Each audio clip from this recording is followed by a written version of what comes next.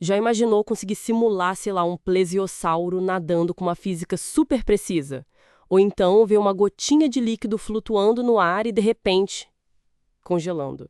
É fascinante pensar nisso, né? E tem mais, descobrir quando que a estrutura de uma cadeia de suprimentos, tipo, a forma como as empresas se conectam realmente faz diferença, ou não. Pois é, são exatamente esses os tópicos que a gente vai explorar um pouco hoje. São 3 pesquisas bem recentes e bem interessantes. Isso. Uma é sobre um método novo para simular fluidos de um jeito bem complexo, outra é sobre a física por trás dessas gotas que congelam enquanto levitam, levitáveis por som, e a terceira. As cadeias de suprimentos, né? Isso. Uma análise sobre o que pesa mais na capacidade delas de entregar o que a gente precisa, mesmo quando as coisas ficam, digamos, instáveis. A ideia aqui é pegar o sumo, sabe? O mais legal e surpreendente desses estudos, mas de um jeito mais direto. Perfeito. Então vamos começar por essa simulação de fluidos. Modelar a água em volta de um bicho pré-histórico ou o ar num avião. Nossa, deve ser um desafio computacional gigante, né? Com certeza. Mas aí tem esse método novo, o VPFM, que é sigla para Fluid Simulation on Vortex Particle Flow Maps. E as imagens que eles mostram são impressionantes mesmo. Tem plesiosauro, o fluxo em volta da estátua de David, hélices, aviões, até uns anéis de vórtice que ficam dando pulinhos.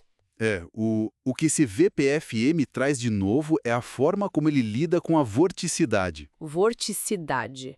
Tipo o giro do fluido? Exatamente. É a medida de quão intenso é o giro, o redemoinho do fluido em cada ponto. O método usa o que eles chamam de partículas de vórtice e uns mapas de fluxo de um jeito diferente. Ele acompanha não só o giro em si, mas como esse giro está mudando no espaço. Ah, tipo aceleração do giro? É, tipo isso. Os técnicos chamam de quantidades de ordem superior, como os hessianos. É como ter uma imagem, assim, bem mais rica da turbulência, sabe? Com mais detalhes. E por que isso é melhor? Quer dizer, o que os métodos antigos não conseguiam fazer direito? Bom, os métodos anteriores, tipo NFM, PFM, eles podiam perder detalhes importantes, ou até ficar instáveis, dar erro, sabe? Especialmente em simulações muito longas ou com muita turbulência. Entendi. O VPFM, por outro lado, consegue manter mais detalhes da estrutura do fluxo por mais tempo. E ele também lida melhor com geometrias complicadas, tipo a borda de uma asa de avião, usando uma técnica chamada cut cells, que adapta a simulação ao formato do objeto. Hum. Um exemplo que eles dão que é bem claro é o dos anéis de vórtice pulando, o leapfrog em 3D. Com o VPFM, os anéis mantêm a forma e a distância entre eles por mais saltos, sabe? Do que com outros métodos. Mostra que ele preserva melhor a dinâmica. Que legal!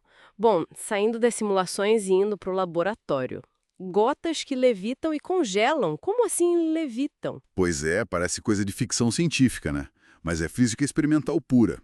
Eles usaram ondas sonoras, som, para fazer gotinhas de ciclohexano puro ficarem suspensas no ar. O truque aí é que a levitação acústica não deixa a gota encostar em nada. E superfície é onde o congelamento normalmente começa, né? Ah, faz sentido. E aí vem a segunda parte. O ciclohexano é um líquido que evapora muito fácil, tem alta pressão de vapor. Essa evaporação super rápida rouba muito calor da superfície da gota. Resfria ela muito rápido. Exato, violentamente. Resfria tanto que a temperatura da superfície cai bem abaixo do ponto de congelamento normal dele, que é 6,5 graus Celsius. E aí ela congela. Ainda não.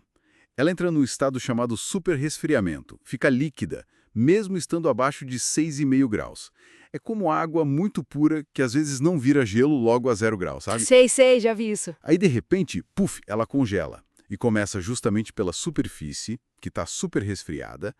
E o mais curioso é que as próprias ondas sonoras que estão levitando a bota ajudam nisso.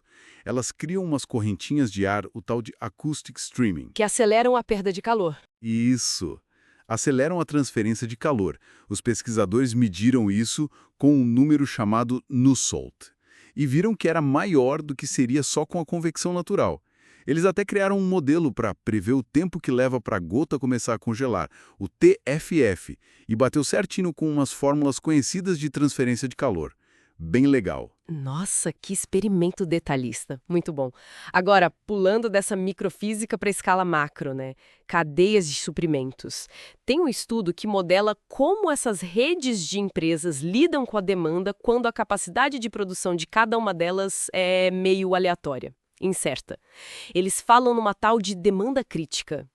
Que é isso? Então, essa demanda crítica, K, é basicamente o nível máximo de demanda que a rede inteira consegue atender de forma confiável, mesmo com essa instabilidade na produção de cada empresa da rede. Certo. E aí que vem as surpresas do estudo. Primeiro, se não tem estoque nenhum guardado nas empresas e a rede tem uma estrutura simples que eles chamam de árvore tipo, cada fornecedor só entrega para um cliente no máximo. Uhum. Aí, pasme, a forma da rede, a topologia não importa. Como assim não importa? Não faz sentido. A forma como elas se conectam não influencia? Parece contraintuitivo, né?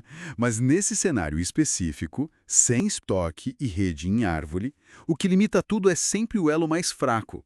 É a empresa com a menor capacidade de produção, min de mi, em algum lugar da cadeia, que dita o ritmo. Ah, o gargalo. Exato. E a demanda crítica R acaba dependendo só do número total de empresas na rede, N. A fórmula é simples. R igual a 1 sobre N mais 1. Basicamente, cada empresa a mais dilui um pouquinho a capacidade total, de um jeito previsível, não importa onde ela esteja conectada. Caramba! Mas e se tiver estoque? Muda tudo. Aí sim. Com estoque, a história vira outra. A estrutura da rede passa a ser crucial.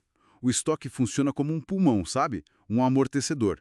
Ele guarda um pouco de capacidade, uma memória, que ajuda a suavizar as flutuações da produção de cada um. Entendi. E aí, redes que são mais largas e curtas, pensando numa árvore, seriam aquelas com mais galhos saindo de cada tronco, tecnicamente com maior Z. Essas se dão melhor. São mais resilientes do que aquelas cadeias longas e fininhas. Então, ter mais opções de fornecedores ou caminhos ajuda. De certa forma, sim. A forma como você conecta as empresas vira um fator-chave para a robustez.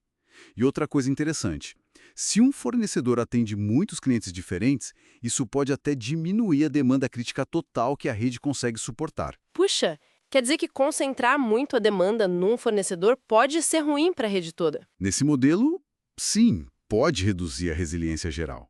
Mostra como essa interação entre ter estoque e a forma da rede é que define a robustez. Muito interessante isso. Então, só para recapitular, a gente viu hoje simulações de fluidos super detalhadas com esse VPFM, pegando bem a turbulência. Isso. Vimos gotas que congelam no ar, levitando com som por causa da evaporação e do superresfriamento.